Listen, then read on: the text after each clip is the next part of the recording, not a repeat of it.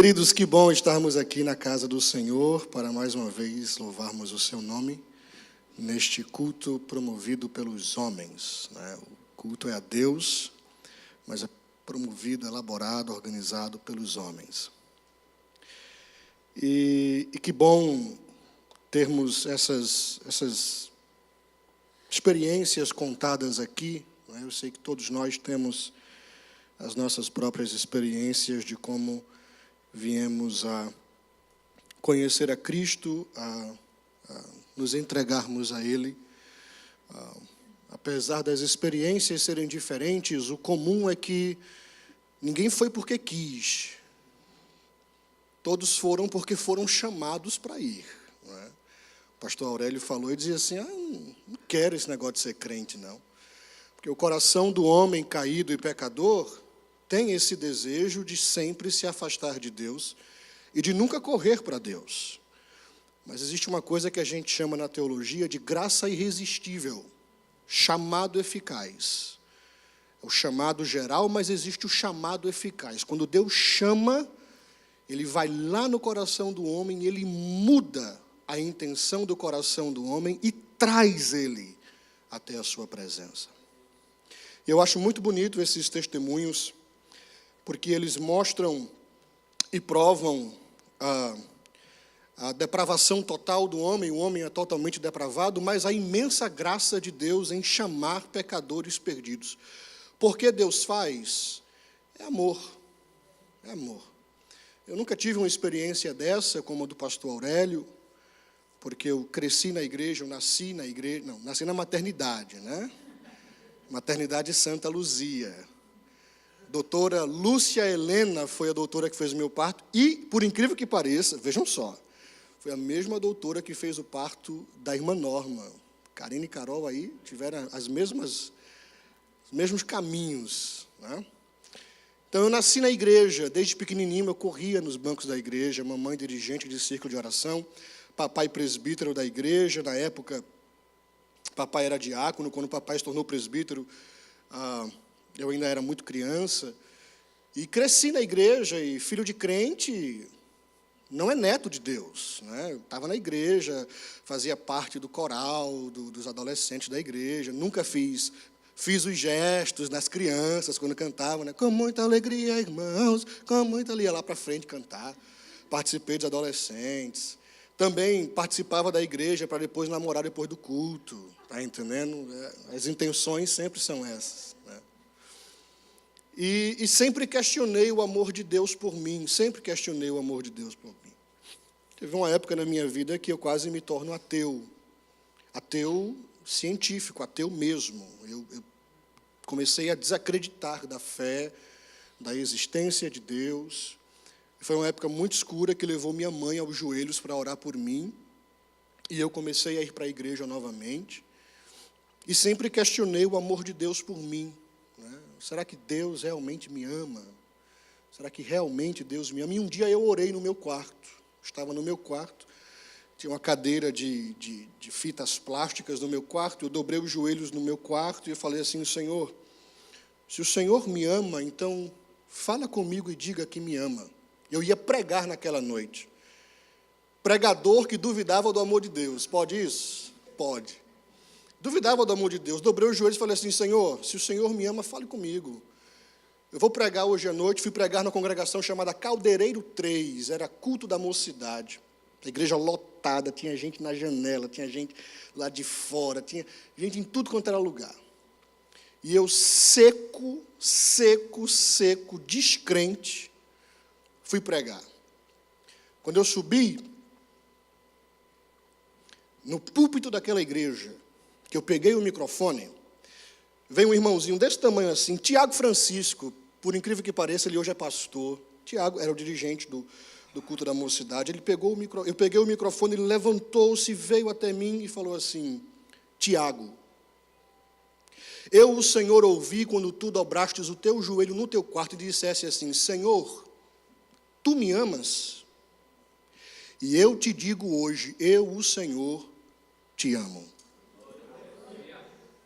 E digo mais, eu, o Senhor, vou te levar para os Estados Unidos da América. E começou a falar várias coisas. E ali, aquela minha dependência de sentir o amor de Deus, ela desapareceu, ela desvaneceu.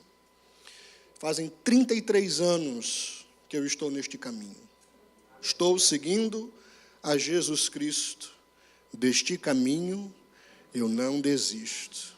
Estou seguindo a Jesus Cristo. Atrás não volto mais.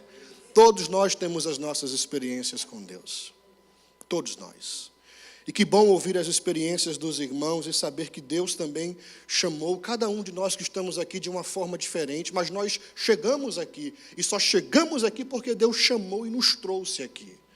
Ele não somente chama, Ele chama e Ele traz. Ele não faz a obra incompleta, não é assim?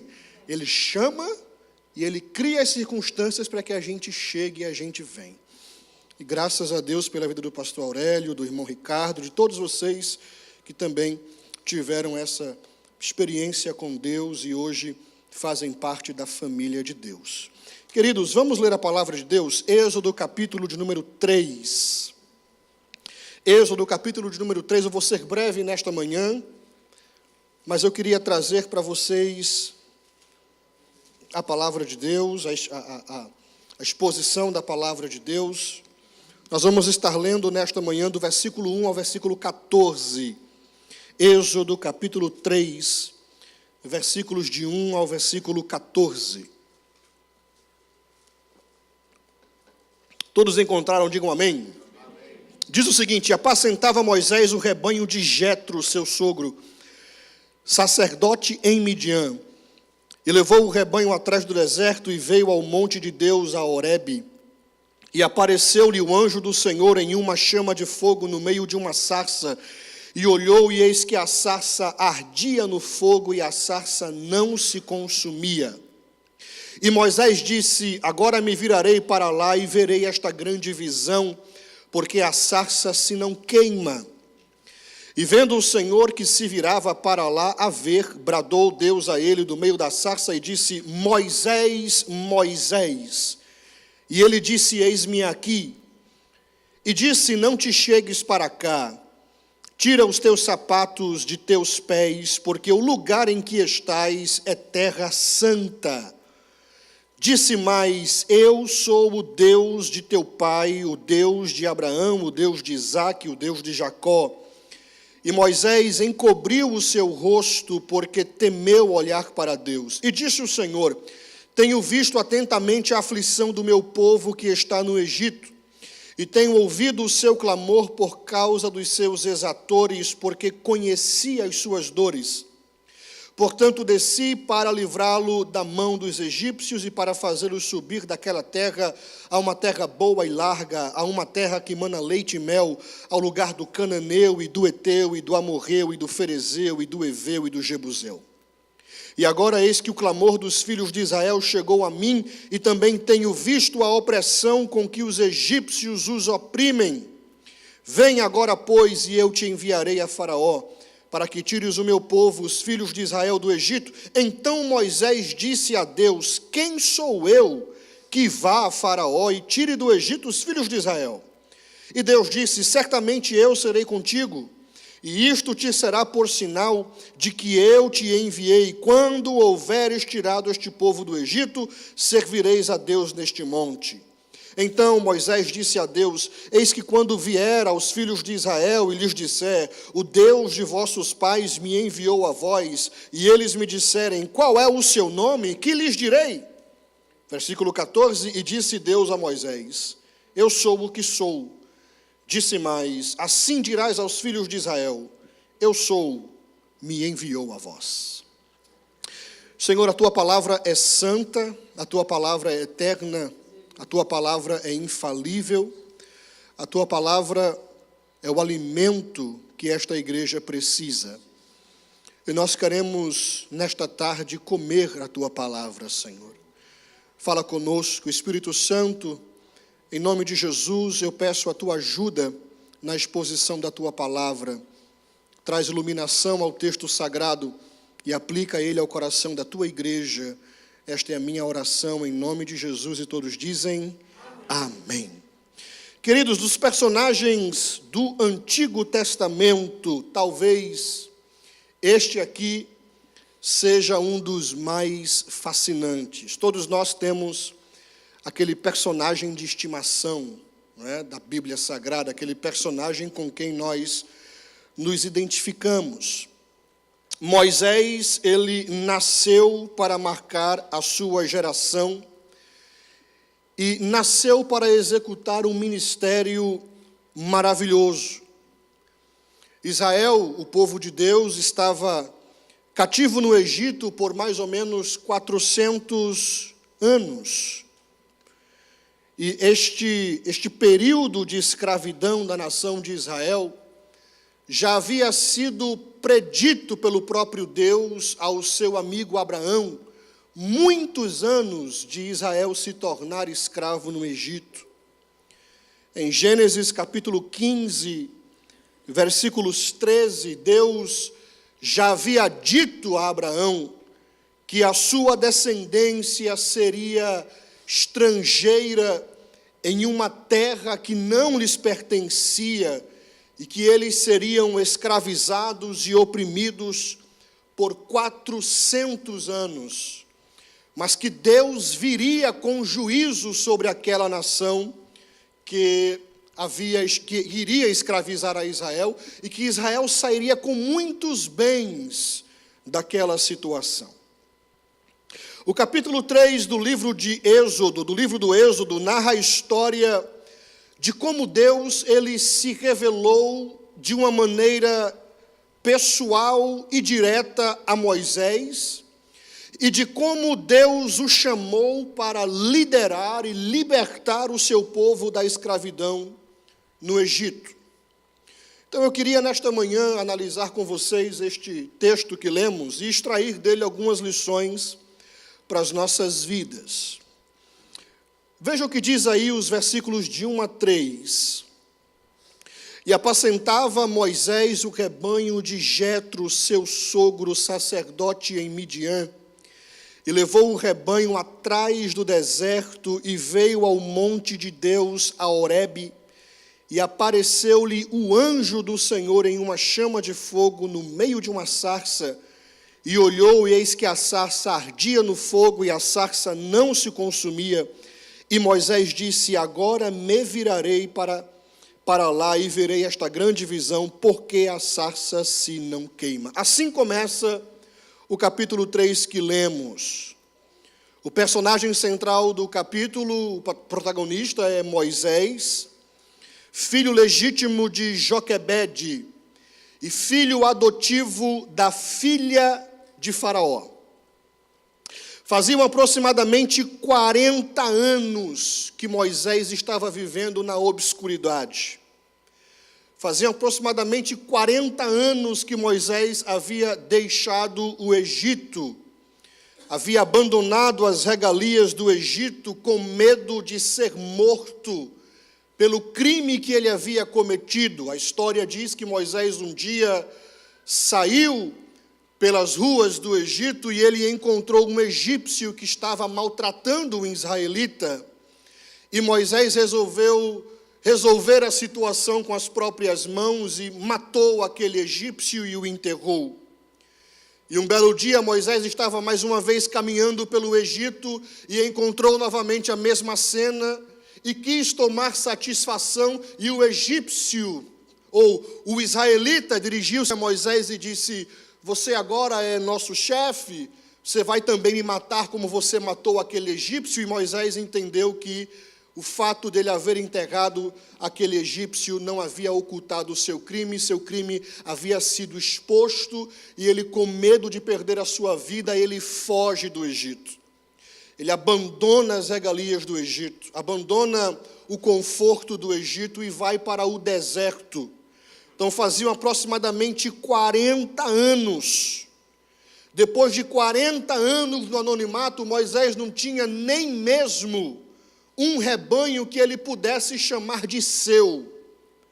Faziam 40 anos que Moisés havia deixado o Egito. Depois de 40 anos, Moisés ainda estava apacentando as ovelhas que não eram suas, Mas o texto diz que eram as ovelhas do seu sogro Jetro, que era sacerdote em Midian. A situação de Moisés era tão humilde que nem mesmo um rebanho de ovelhas ele podia chamar de seu. Ele tinha que apacentar as ovelhas do seu sogro. E nesse dia ordinário, que para Moisés era mais um dia, era um dia qualquer, 40 anos fazendo a mesma coisa, pegando as ovelhas do sogro, apacentando as ovelhas do sogro, pegando as ovelhas do sogro, apacentando as mesmas ovelhas. Um dia ordinário, um dia como um outro qualquer, Moisés sai de casa e vai fazer aquilo que ele sempre havia feito, o mesmo trabalho. Aquele dia era um dia comum na agenda de Moisés, mas era um dia incomum na agenda de Deus. Era um dia ordinário no calendário de Moisés, mas era um dia extraordinário no calendário de Deus. E é maravilhoso a gente ler o texto e a gente entender isso, e a gente saber que Deus é o Deus que se revela de maneira extraordinária em nossos dias comuns. Que Deus é o Deus que se manifesta de maneira extraordinária no nosso dia a dia. Para você pode ser um dia comum, mas esse dia comum pode ser o dia do sobrenatural de Deus na sua vida. Você não tem acesso à agenda de Deus, mas Deus tem acesso à sua agenda. Você não tem acesso ao calendário de Deus, mas Deus tem acesso ao seu calendário. Então você pode ter acordado hoje, nesta manhã de outono, de domingo, depois de semana de Thanksgiving, dizendo assim: eu vou para a igreja e vai ser simplesmente mais um dia, mais um culto. Eu já venho fazendo isso há muito tempo, é a mesma rotina, e hoje pode ser o dia que Deus decidiu surpreender você com um sobrenatural. Foi assim com Moisés. O texto diz que naquele dia Moisés recebeu uma revelação de Deus. Moisés estava no monte chamado Horebe. E Horebe alguns vão definir como lugar de sequidão ou lugar de desolação. E isto já nos mostra um pouco do que era a paisagem do Horebe, um lugar deserto, um lugar seco. Moisés está pastoreando as ovelhas do seu sogro, fazendo o seu trabalho ordinário de todos os dias. E ele olha e algo lhe chama a atenção. O texto vai dizer que Moisés olha e ele vê que uma sarça estava em chamas. Mas não é o fato da sarça estar em chamas que chama a atenção de Moisés, porque era muito comum no deserto arbustos secos pegarem fogo devido à alta temperatura do local. O que chama a atenção de Moisés é que, diferente das outras sarças, aquela sarça ela queimava, mas ela não se consumia. E Moisés, que era curioso, apesar de não... Eu não vou dizer porquê, mas vocês estão rindo, vocês entenderam. Então, Moisés, que era curioso, ele disse: eu vou me virar para ver por que é que a sarça ela se queima e ela não se consome. E ele decidiu ir até a sarça. A sarça era um instrumento que Deus estava utilizando para chamar a atenção de Moisés. E eu glorifico a Deus porque Deus é o Deus que usa as flores, mas é o Deus também que usa o arbusto seco. Deus é o Deus que usa as flores, mas é o Deus que também utiliza a sarça. Na casa de Deus há espaço para flores e há espaço para a sarça também. Naquele dia Deus decidiu usar a sarça para chamar a atenção de Moisés. E Moisés foi até a presença da sarça. E o texto diz, o texto que lemos, que quando Moisés, ele aproximou-se da sarça, uma voz bradou daquela sarça. O anjo do Senhor apareceu a Moisés. E esta expressão, anjo do Senhor, aqui no Antigo Testamento, ela é interessante, porque no hebraico é Malak Yavé, que alguns consideram como sendo uma aparição de Cristo no Antigo Testamento. Era um anjo diferente, não era um anjo comum, era um anjo diferente.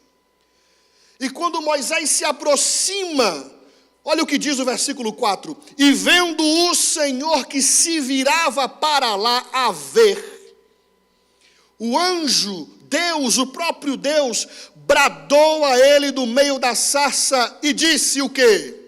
Moisés, Moisés. E eu acho interessante isso aqui, porque quando eu leio esse texto, eu entendo que o Deus a quem nós servimos é o Deus que nos conhece em nossa individualidade. Ele é o Deus que nos conhece pelo nosso próprio nome. Ele se apresenta a Moisés e ele chama Moisés pelo seu nome próprio, Moisés, Moisés.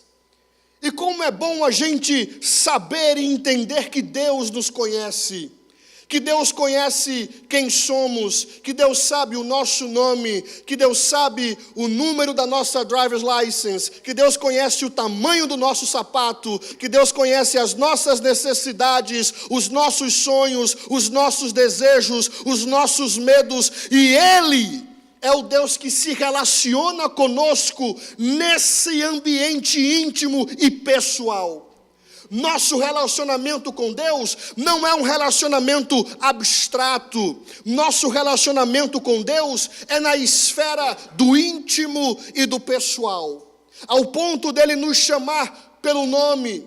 Olha o que Jesus disse em João capítulo 10, versículos de número de 1 a 3. Palavras de Jesus. Ele disse o seguinte: na verdade vos digo, que aquele que não entra pela porta no curral das ovelhas, mas sobe por outra parte, é ladrão e salteador. Aquele, porém, que entra pela porta é o pastor das ovelhas. A este o porteiro abre, e as ovelhas ouvem a sua voz.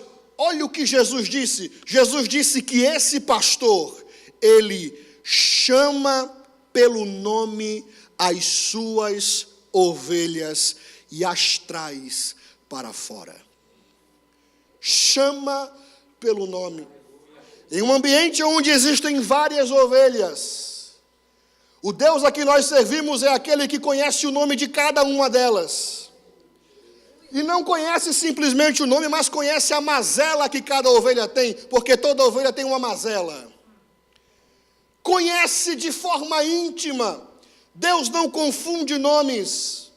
Deus não é como aquele pai que tem 12, 13, 14 filhos e que às vezes não sabe o nome do filho mais velho e confunde com o nome do filho do meio. Deus não confunde nomes.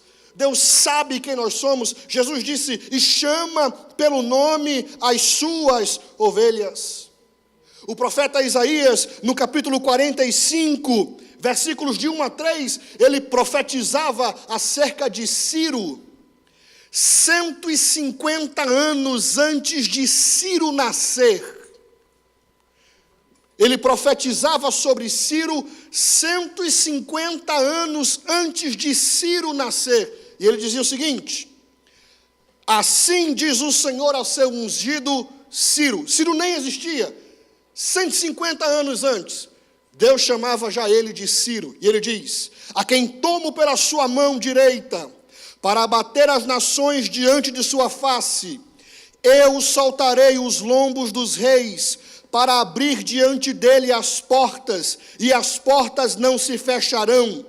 Eu irei adiante de ti, endireitarei os caminhos tortos, quebrarei as portas de bronze, despedaçarei os ferrolhos de ferro, e te darei os tesouros da escuridade e as riquezas encobertas, para que possas saber que eu sou o Senhor, o Deus de Israel, vírgula, que te chama pelo teu nome. 150 anos antes do camarada existir, Deus já dizia que ele iria existir e já lhe daria o nome de Ciro. E Deus diz: eu chamo você pelo seu nome.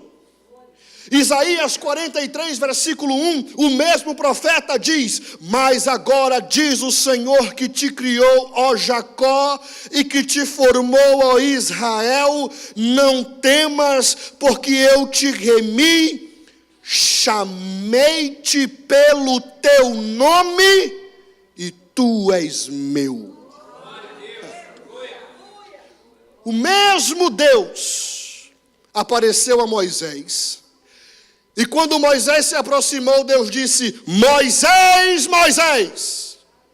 Era uma indicação de Deus dizendo: eu sei quem você é. Você talvez não saiba quem eu sou, Moisés, mas eu sei quem você é. Seu nome é Moisés. Versículo 4. E vendo o Senhor que se virava para lá a ver, bradou Deus a ele do meio da sarça e disse: Moisés, Moisés. E ele disse: eis-me aqui. E aí Deus estabelece logo os termos daquela amizade. Porque Deus, Ele é o Deus que acerta logo para não ficar caro depois. Né? Que a gente acerta logo, não fica caro depois. Não é assim? Que a gente acerta logo, a gente não cria falsas expectativas, a gente mostra logo quem a gente é. Como diz o ditado, bota as cartas na mesa, o trem sobre os trilhos, o pingo dos is. Deus diz para Moisés: não te chegues para cá, tira os teus sapatos de teus pés, porque o lugar em que tu estás é terra santa. Então Deus já estabeleceu ali bonitinho os limites da sua amizade com Moisés. Moisés, Moisés. Moisés vem. Deus diz: para aí, tira as sandálias dos teus pés, porque o lugar onde você está é terra santa. Era terra santa. Não, porque hoje em dia as pessoas gostam de subir os montes, trazer a terrinha do monte, né? Vai no Monte Sinai, vai no Monte Horebe, pega a terrinha do monte, porque a terrinha do monte é santa. Não era santa por causa disso, era santa porque Deus estava ali. E aonde Deus está, o ambiente é automaticamente santificado. Aonde a presença de Deus está, o ambiente ele é santificado. E a palavra santo significa separado de, consagrado a. Então aquele ambiente daquele monte, antes da manifestação de Deus, antes da presença de Deus, era um ambiente comum, era um ambiente normal. Era um ambiente onde qualquer homem podia se apresentar e andar sem ter que tirar as sandálias dos pés. Mas a partir do momento em que Deus ele se manifesta naquela sarça, naquele monte, naquele lugar, aquele lugar se torna um ambiente santo. E para estar naquele lugar, Deus ele diz a Moisés: tire as sandálias dos seus pés, o que é uma mensagem de respeito e de reverência. Deus estava dizendo a Moisés: eu conheço você, eu sei quem você é, eu tenho um plano maravilhoso para a sua vida, eu tenho um projeto majestoso para você, eu vou te usar muito, mas Moisés, nunca esqueça que o lugar aonde você está é terra santa. Nunca esqueça de tirar as sandálias dos seus pés. Não confunda a minha amizade com você e a liberdade que eu te dou com libertinagem, porque eu não abro mão da minha santidade para ninguém, Moisés. Isso é um alerta para nós, principalmente que somos crentes velhos, porque o novo convertido não tem isso. O novo convertido na presença de Deus, ele entra com cuidado. Ele entra com ousadia, mas com cuidado, porque ele não quer ferir a Deus. Ele vive a vida cristã com um cuidado maior. Ele tem aquele zelo de, eu não vou fazer porque vai ferir a santidade de Deus. Será que isso vai ferir a santidade de Deus? Ele tem essa preocupação. O crente velho, depois de 10, 15, 20 anos, parece que se acostuma com o relacionamento que tem com Deus. E já quer fechar a porta da geladeira de Deus com um calcanhar. Não, porque na casa de Deus a gente tem que ter liberdade. Afinal de contas, é a casa do meu Pai. Então a gente entra de todo jeito na casa de Deus, a gente faz o culto de todo jeito para Deus, a gente faz de toda forma para Deus, porque na realidade nós somos livres em Cristo, e a gente termina confundindo essa amizade e essa liberdade que Deus nos dá com libertinagem. No Antigo Testamento, as pessoas eram fulminadas na hora. Hoje em dia, Paulo diz, por causa disso, há muitos fracos, muitos doentes e muitos que dormem. Pessoas que estão cruzando a linha da santidade de Deus, profanando a presença de Deus, profanando o santuário, profanando o lugar onde Deus está. Pessoas que perderam o temor a Deus.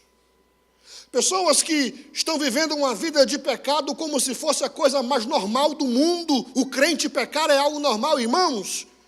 Eu já li aqui para vocês antes que o pecado na vida do crente é algo acidental, não é intencional. João diz que aquele que está em Cristo, que conheceu a Cristo, não pode viver na prática do pecado.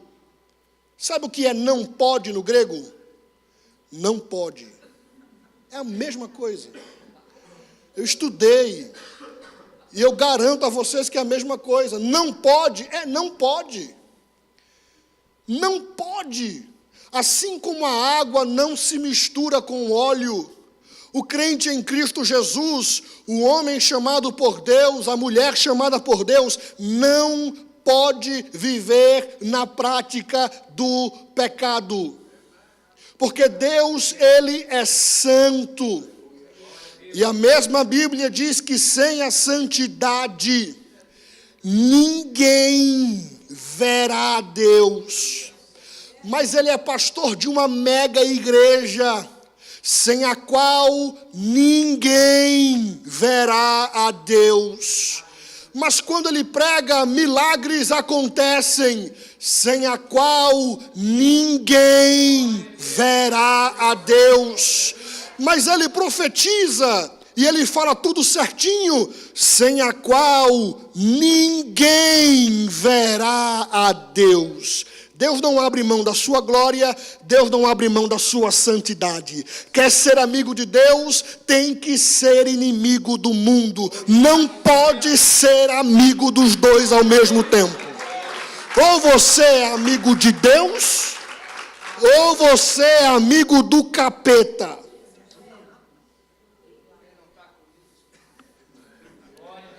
Jesus não tem confusão. Jesus não tem confusão de pensamento. É muito claro. Ou você é amigo de Deus, ou você é amigo do mundo. Ah, pastor, mas e o crente carnal? O crente carnal não é aquele que é crente, que é salvo, mas que vive na igreja pecando porque ele tem um free pass para pecar? Porque ele é carnal. Ah, pastor, o senhor sabe, né? A carne é fraca, né? Ah, irmão, então fortaleça essa carne aí, em nome de Jesus, né? Vai tanto para a academia, malha tanto e a carne só vive fraca. É porque a carne é fraca. Quando a Bíblia diz que nós temos que fugir da aparência do mal, é fugir para longe. Não é fugir para abraçar o mal. Tem gente que vê o pecado e ao invés de fugir para longe, foge para perto. É a grande diferença entre Davi e José. Eram dois homens de Deus, conheciam o mesmo Deus. Foram colocados em situações similares. Um correu para perto, o outro correu para longe. Davi correu para perto, viu Batseba, disse eu quero, foi lá, pegou.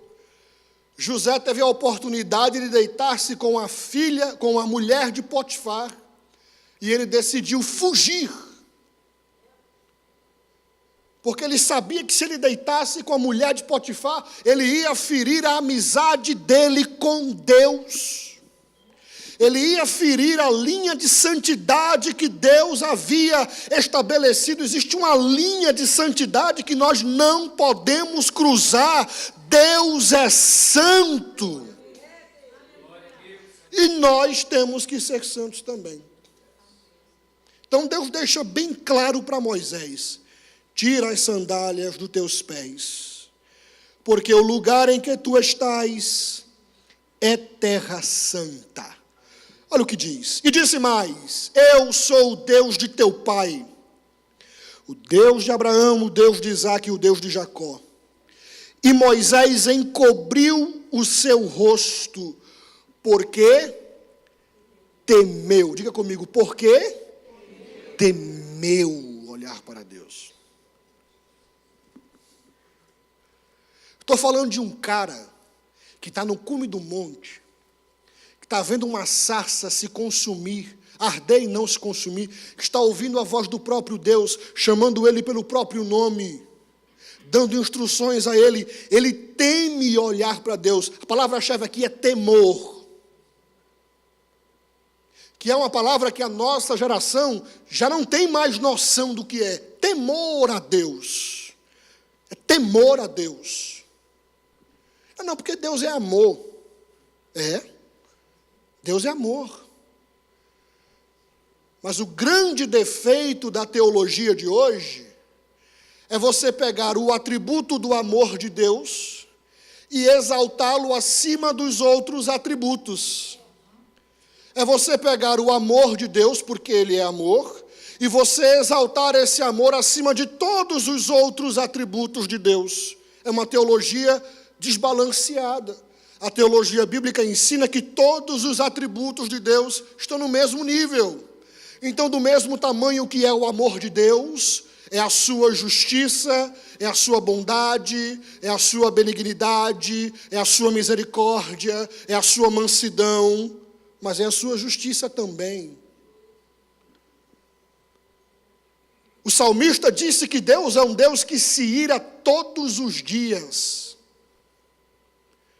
O escritor da carta aos Hebreus disse que horrenda coisa é cair nas mãos do Deus vivo.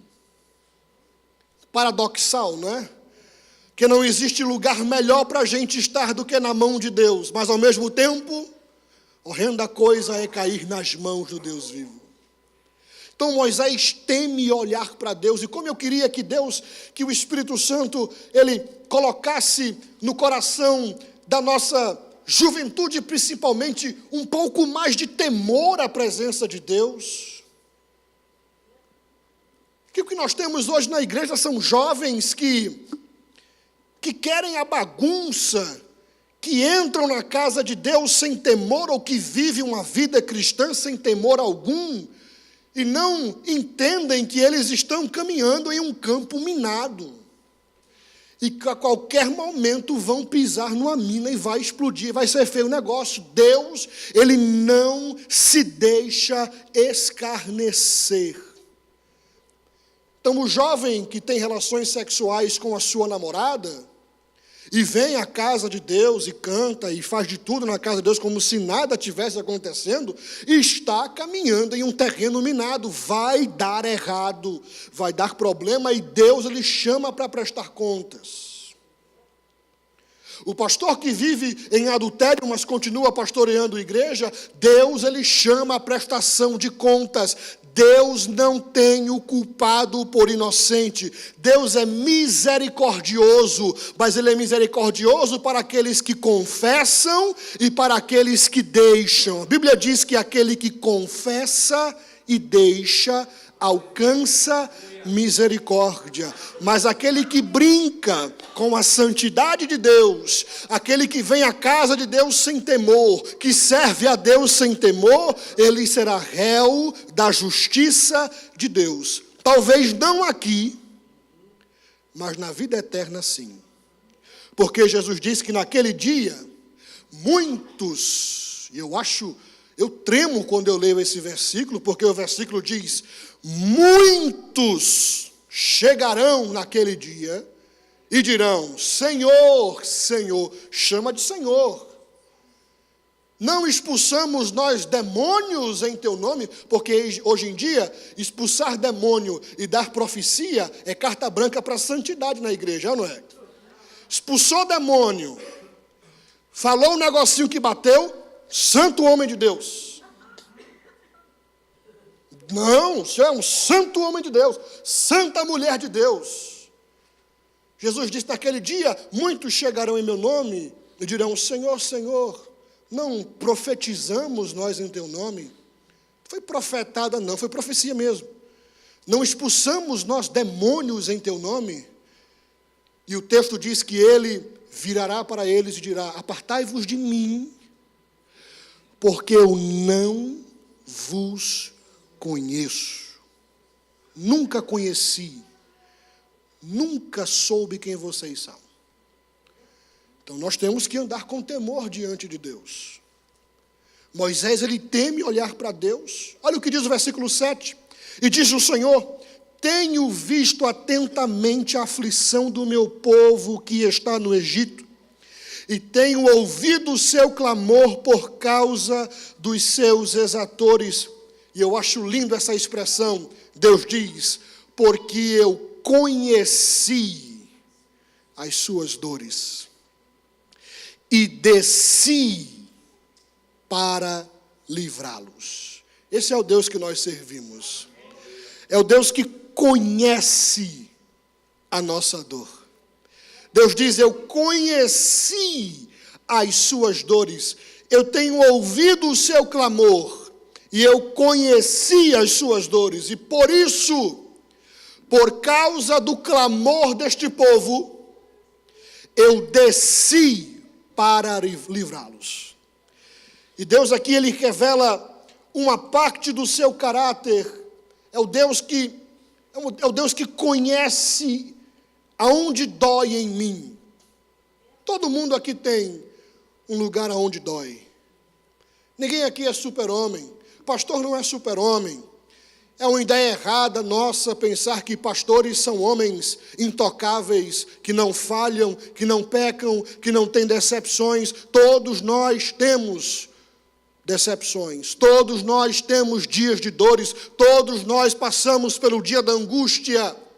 Independente se você é pastor ou não, se você canta ou não, se você prega ou não, todos nós sofremos. Sofrimento é algo que faz parte da nossa trajetória e nunca vamos deixar de sofrer enquanto estivermos aqui. Então aquela campanha lá, pare de sofrer, é balela, não funciona.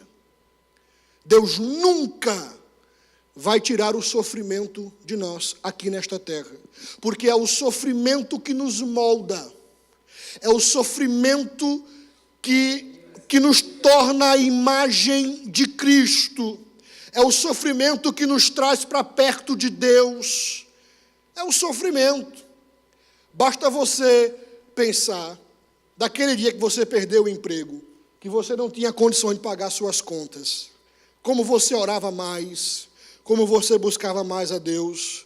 Basta você conversar com alguém que vai ao médico e o médico diz: você está com um câncer terminal. Aquela pessoa começa a orar a Deus, começa a buscar a Deus. Basta ir para a Bíblia e você vê que o texto de Êxodo, ele vai dizer que quanto mais o povo de Israel era oprimido no Egito, mais o povo crescia e se fortalecia. Porque crente é como caldo de cana. Quanto mais moído, mais caldo ele dá.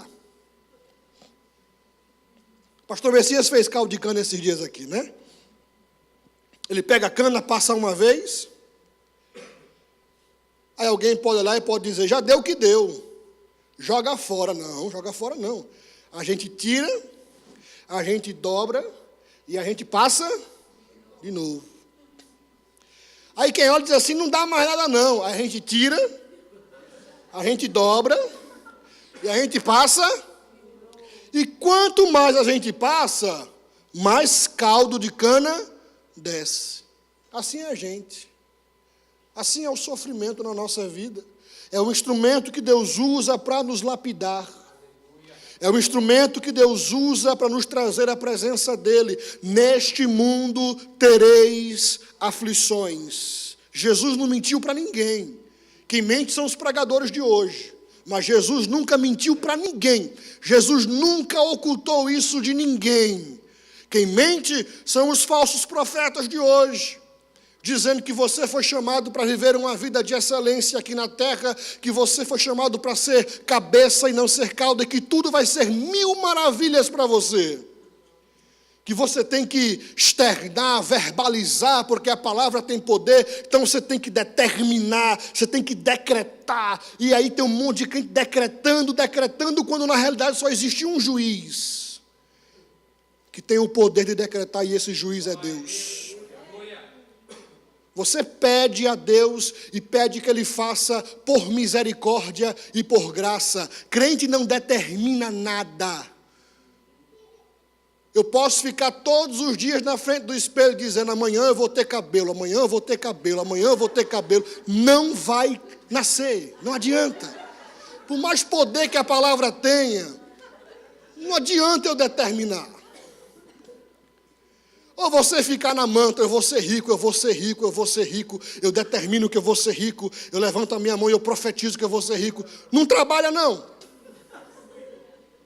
Come o pão da preguiça.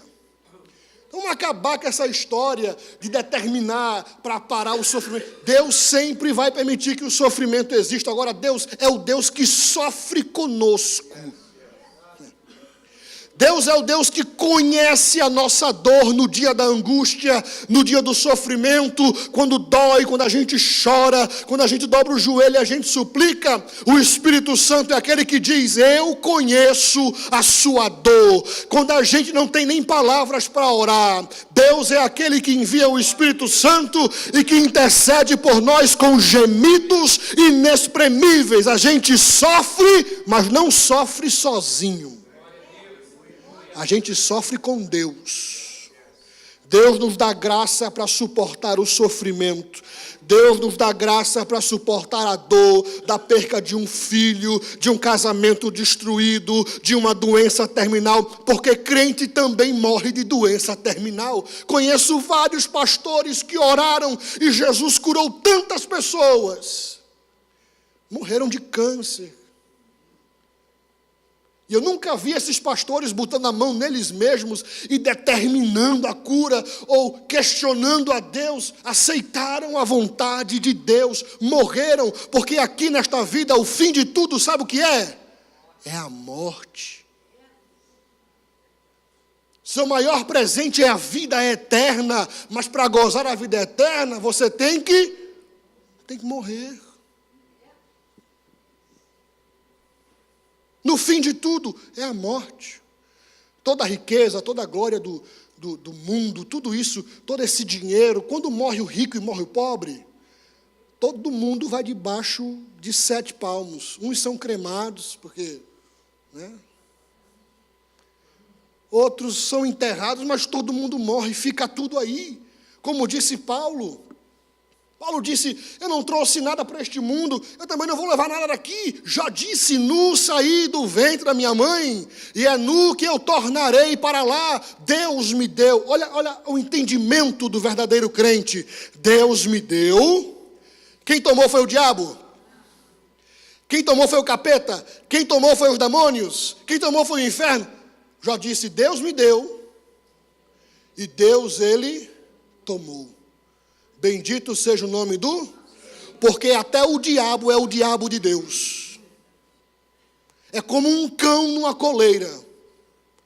E quem tem o controle dessa coleira é Deus quem solta, é Deus quem prende. Ele só age com a permissão de Deus. Deus permite, ele vai e age. Mas sem a permissão, você acha que realmente a guerra é entre Deus e o diabo? Você acha que Deus está competindo o território com Satanás? Satanás já foi derrotado há muito tempo e a cabeça dele já foi esmagada há muito tempo. Cristo derrotou Satanás na cruz do Calvário, ponto final. Não é uma briga de território. Deus já ganhou a guerra.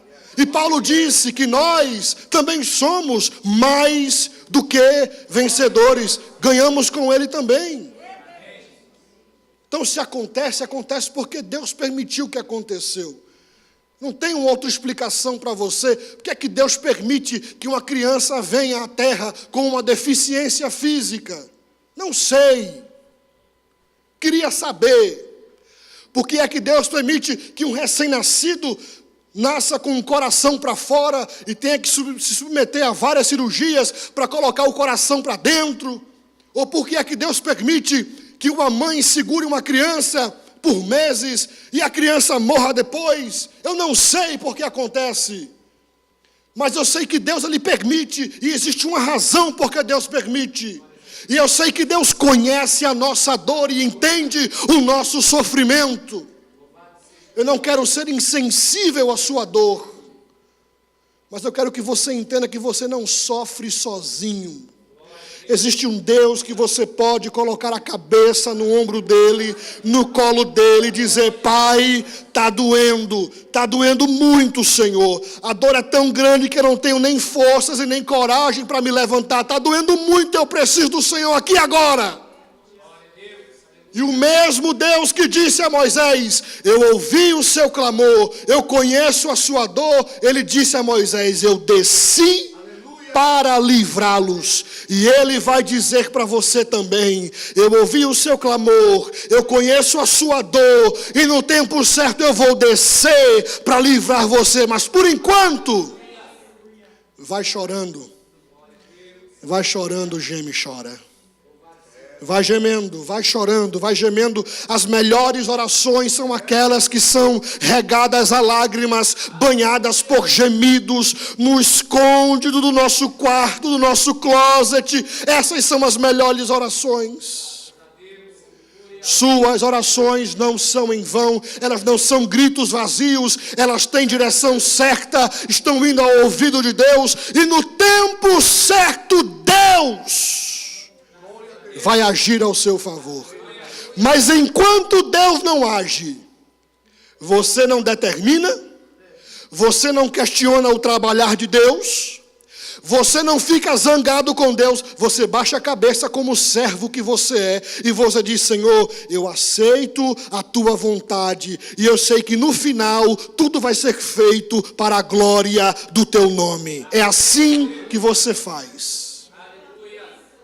É como minha mãe fazia. Ela batia e dizia, engole o choro. Se chorar é pior. Engole o choro. A psicologia de minha mãe era assim. Se fosse hoje, já teria chamado Child Services para minha mãe. Não tinha esse negócio de, a mamãe vai bater em você agora. Mamãe nem explicava por quê. Às vezes eu só via a Havaiana, não sabia nem de onde vinha a Havaiana. Ela vinha. E aquele negócio tem GPS, porque eu me escondia às vezes e a Havaiana me acertava. E sorte quando era Havaiana. Porque era cinto, era vara de goiabeira, era pé de mesa, era o que desse. O que tivesse perto já pegava. E a lição era: engole o choro. Hoje em dia a geração dos meninos é tudo um chicken nuggetzinho. Aí nasce esses homens que a gente tem hoje. Mas isso é outra mensagem. O que eu quero que você entenda é que a gente tem que ser forte. Passar pelo sofrimento com Deus, dizendo: não estou sozinho, está doendo, tá. E vamos parar com essa história da gente perguntar para você como é que você está, e você dizer assim: está tudo bem, e por dentro todo despedaçado. Como é que eu vou orar por você se você não me diz como é que você está? Se eu pergunto e você diz: está tudo bem, então está tudo bem? Então não vou orar por você não. Pastor, como é que o senhor está? Pastor, está ruim, estou quebrado, estou passando por um problema difícil. Estou passando por uma situação difícil, e aí a gente ora um pelo outro, e a gente fortalece um ao outro, e a gente anima um ao outro. Sofrer sozinho, jamais. É por isso que a gente é igreja, carregando as cargas uns dos outros. Está doendo? Então você tem que dizer para o seu irmão que está doendo. Está sofrendo? Tem que dizer para o seu irmão que você está sofrendo. Diz a Deus e conta ao seu irmão. Não vai contar a todo mundo, né? Porque senão está aí depois o post no Facebook. Você tem que achar a pessoa certa para contar o problema. Não vai contar para todo mundo. Mas conta, compartilha, abre o coração, pede ajuda, pede oração, e Deus, Ele vai te ajudar a passar por essa dor. Fica de pé comigo, eu já vou concluir. Nós vamos orar nesta manhã, ou nesta tarde. E nós vamos pedir a Deus graça. Graça para passarmos pelo sofrimento, para aceitarmos a vontade de Deus, porque ela é soberana, e Paulo disse que ela é boa, ela é perfeita e ela é agradável. E eu creio no que a Bíblia diz, ainda que eu não entenda no momento, mas a vontade de Deus, ela é boa, ela é perfeita e ela é agradável. No tempo certo, Deus vai agir. No tempo certo, a porta se abrirá. No tempo certo, a situação ela muda. Mas agora o tempo é de gemer e de chorar e de clamar e de buscar a Deus, sabendo que os teus gemidos e os teus choros não estão sendo desperdiçados, mas estão chegando ao altar de Deus. E eu vou orar por você. Senhor, eu oro pela tua igreja, eu oro pelos meus irmãos que chegaram aqui, Senhor, dilacerados, tristes, massacrados pelas dores da vida.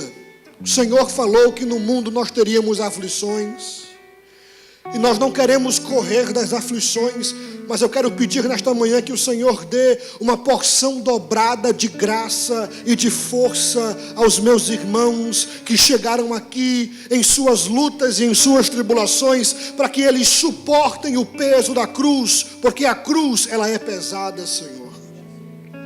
Dá graça para que eles não se desviem da fé, para que eles não percam a fé e a confiança em Ti, para que eles não tirem os olhos de Cristo, para que eles não tenham dúvidas, para que eles não duvidem do Teu amor, nem da Tua bondade, da graça, para que eles entendam que a Tua vontade é boa, é perfeita e é agradável. Eu oro, Senhor, para que no tempo certo o Senhor desça com livramento sobre eles, e que eles possam subir aqui e testificar, Senhor, o Teu poder e a Tua glória, a Tua bondade e a Tua misericórdia. Abençoa esta igreja, nos ajuda, Senhor, a Te servirmos na beleza da Tua santidade, com temor à Tua presença, vivendo uma vida santa diante de Ti. Em nome de Jesus, esta é a minha oração. Amém.